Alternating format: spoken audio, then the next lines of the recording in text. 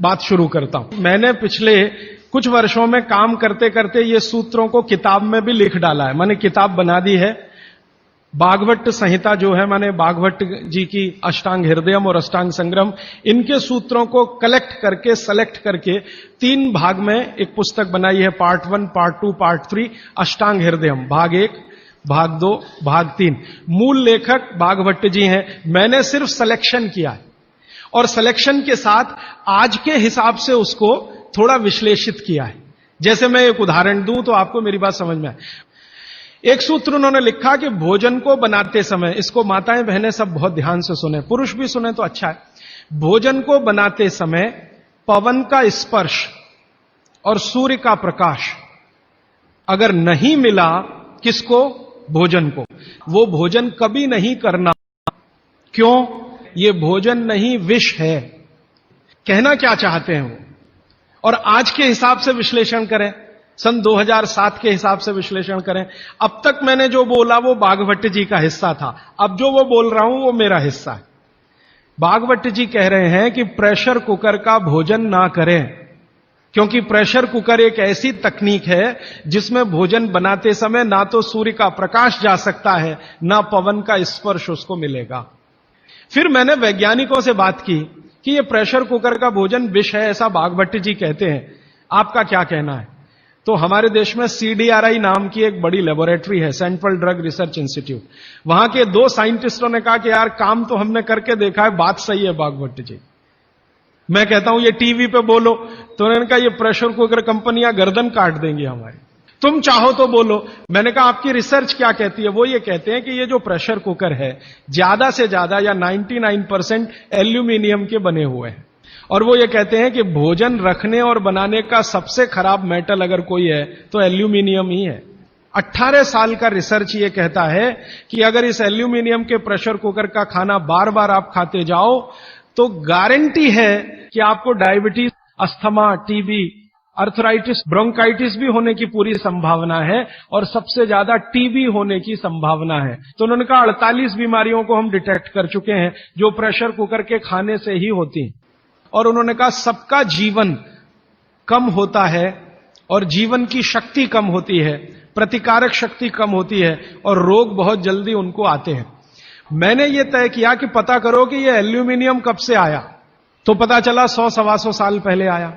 कि अंग्रेजों की सरकार का जो पहला नोटिफिकेशन आया एल्यूमिनियम के बर्तन बनाने का, वो जेल के कैदियों के लिए ही आया, और उनका यह तय हुआ था कि जेल के कैदियों को एल्यूमिनियम के बर्तनों में ही भोजन दिया जाए, क्योंकि ये सब भारत के क्रांतिकारी हैं और अंग्रेजों को इन्हें मारना है। उस जमाने में आप जानते हैं जेल में कोई भी होता था तो वो क्रांतिकारी होता था। भगत सिंह हो या उधम सिंह, चंद्रशेखर हो या अशफाक उल्ला, राजेंद्र नाथ लाहिड़ी हो या ठाकुर रोशन सिंह, ये सब तो क्रांतिकारी थे जो जेलों में जाया करते थे अंग्रेजों के जमाने। इनको जानबूझकर एल्यूमिनियम के बर्तन में ही खाना देना है ताकि ये जल्दी मरे या मरने की स्थिति में आ जाए। तो समझबूझकर अंग्रेजों की सरकार ने एल्यूमिनियम के बर्तन इस देश में इंट्रोड्यूस किए। अब परिणाम क्या हुआ? अंग्रेज तो चले गए, लेकिन जेलों में आज भी ये नियम चल रहा है कि भोजन एल्यूमिनियम के बर्तनों में ही दिया जाएगा। और अब मुश्किल ये हो गई है कि वो जेलों से हमारे घर में आ गया, और हमारे घरों से ज्यादा गरीबों के घर में आ गया। ज्यादा गरीब लोगों के भोजन तो सारे एल्यूमिनियम के बर्तनों में ही बन रहे हैं, और वो बेचारे बिना जाने बूझे ट्यूबरकुलोसिस और अस्थमा जैसी बीमारियों के शिकार हो रहे हैं। मैंने उदाहरण के लिए आपको समझा दिया कि प्रेशर कुकर का भोजन नहीं करना, क्योंकि ये जहर है। एक और चीज है अपने घर में, रेफ्रिजरेटर, और एक तीसरी चीज है अपने घर में, माइक्रोवेव ओवन। इसमें भी सूर्य का प्रकाश नहीं जा सकता, पवन का स्पर्श नहीं हो सकता। मतलब सीधा सा ये है कि आधुनिक तकनीकी से बनी हुई चीजें जो हमारे घरों में आई हैं पिछले 15-20 वर्षों में, भागवत जी के अनुसार इनमें रखा हुआ पकाया हुआ भोजन विष है, तो ना करें। आप कहेंगे जी हम तो करेंगे, हम तो छोड़ नहीं सकते प्रेशर कुकर को, हम तो छोड़ नहीं सकते रेफ्रिजरेटर को, हम तो छोड़ नहीं सकते माइक्रोवेव ओवन को, क्योंकि इसमें भोजन से समय बचता है। तो मैं उनसे पूछता हूं ठीक है समय बचता है, तो बचे हुए समय का क्या करती हैं? तो ज्यादातर माताओं बहनों का उत्तर है सास भी कभी बहू देखते हैं। और फिर मैं जब उनको समझाता हूं कि ये जो आपने आधा घंटा या 1 घंटा समय बचाया भोजन पकाने में, ये आपका घंटों घंटों हॉस्पिटल में खराब कराएगा, तब नेट रिजल्ट क्या? वही 0 का 0। प्रेशर कुकर एक ऐसी टेक्नोलॉजी है जो खाने को जल्दी पकाती है, ये है सीधा सा मतलब। अब खाने को जल्दी पकाने के लिए ये प्रेशर कुकर क्या करता है, जो भोजन आपने उसमें अंदर रखा है पकने के लिए उस पर, और जो पानी डाला है आपने भोजन पकाने के लिए उस पर अतिरिक्त दबाव डालता है। ये है प्रेशर। प्रेशर माने दबाव। और ये अतिरिक्त दबाव कहां से आता है? प्रेशर कुकर में आपने दाल डाली, ऊपर से पानी डाला, थोड़ा हल्दी मसाले डालकर बंद करके रख दिया। अब उसमें वो एक सीटी लगा दी। वो सीटी लगाई, यही सबसे खतरनाक चीज है पूरे प्रेशर कुकर की। सीटी लगाते ही क्या करता है, नीचे से गर्म और ऊपर से भाप का दबाव। किस पर? दाल पर, चावल पर, सब्जी पर।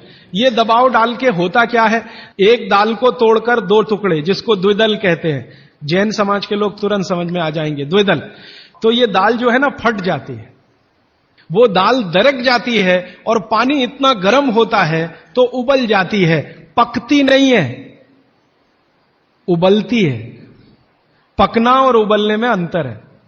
उबल गई है और उसका सॉफ्टनेस बढ़ गई है। तो आपने खा लिया तो आपने कहा पकी हुई दाल खा ली। माफ करिए, दाल पकी हुई नहीं है। पकी हुई दाल का आयुर्वेद में एक सिद्धांत है कि जिस वस्तु को खेत में पकने में जितना ज्यादा समय लगता है, भोजन रूप में पकने में भी उसको ज्यादा समय लगता है। तो आप जानते हैं अरहर की दाल को खेत में पकने में कम से कम 7 से 8 महीने लगता है। क्यों? अरहर की दाल में जो कुछ भी है, जिसको आप न्यूट्रिएंट के रूप में जानते हैं, माइक्रो न्यूट्रिएंट के रूप में जानते हैं, खेत की मिट्टी में कैल्शियम है, खेत की मिट्टी में आयरन है, खेत की मिट्टी में सिलिकॉन है, कोबाल्ट है, जिप्टन है, जोरोन है, ये सब माइक्रो न्यूट्रिएंट्स खेत की मिट्टी में है। ये पौधे की जड़ में आते हैं, जड़ से तने में आते हैं, तने से फल में आते हैं। इस पूरी क्रिया में बहुत समय लगता है, तो इसलिए दाल को पकने में समय लगता है। आप दाल क्यों खाना चाहते हैं? आप दाल खाना चाहते हैं प्रोटीन के लिए। प्रोटीन कहां से आएगा? ये जो माइक्रो न्यूट्रिएंट्स का कलेक्शन दाल में इकट्ठा है, इनके टूट जाने पर, बिखर जाने पर, तो वो बिखरने और टूटने में उसको देरी लगने वाली है, क्योंकि आने में देरी लगी है। और प्रकृति का दूसरा नियम है कि जिन चीजों को पकने में, बड़ा होने में ज्यादा समय लगा है, उनको डिसॉल्व होने में भी ज्यादा समय लगेगा। और दाल जब डिसॉल्व होगी तब उसके प्रोटीन्स आपको मिलेंगे भोजन में। इसीलिए आप दाल खा रहे हैं, ताकि आपको प्रोटीन की कमी पूरी हो। कुछ विटामिन्स आपको चाहिए, कुछ प्रोटीन्स आपको चाहिए, कुछ और दूसरे अंश आपको चाहिए। तो आयुर्वेद का नियम बिल्कुल सीधा है कि दाल ज्यादा देर में पकी है तो घर में भी ज्यादा देर में पके। अब मेरे समझ में आया कि हमारे पुराने लोग जो बुजुर्ग थे वो कितने बड़े वैज्ञानिक थे।